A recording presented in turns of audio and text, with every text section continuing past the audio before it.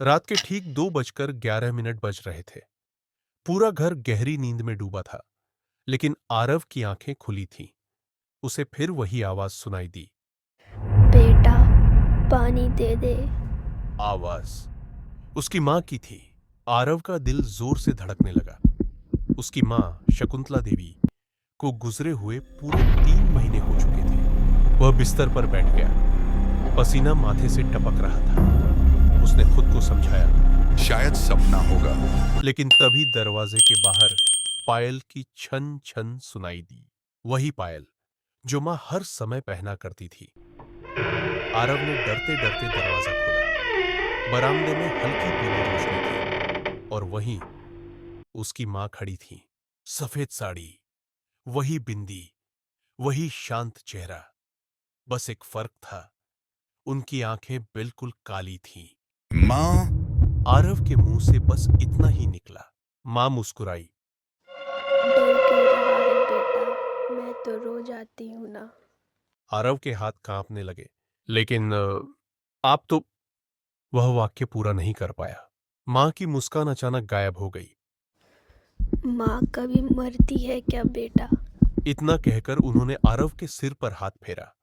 उनका हाथ बर्फ की तरह ठंडा था। अचानक घर की लाइट बंद हो गई। अंधेरे में सिर्फ मां की आवाज गूंज रही थी। रसोई में चल, मुझे भूख लगी है। आरव को याद आया, मां की मौत के बाद पंडित ने कहा था, 13वीं के बाद अगर रात को मां की आवाज सुनाई दे तो दरवाजा मत खोलना। लेकिन अब बहुत देर हो चुकी थी। रसोई में दिया खुद ब खुद जल उठा। मां चूल्हे के सामने खड़ी थी। उन्होंने कड़ाही में कुछ डाला। आरव ने झांक कर देखा। कड़ाही में काले बाल, चूड़ियां और खून से सना एक कपड़ा उबल रहा था।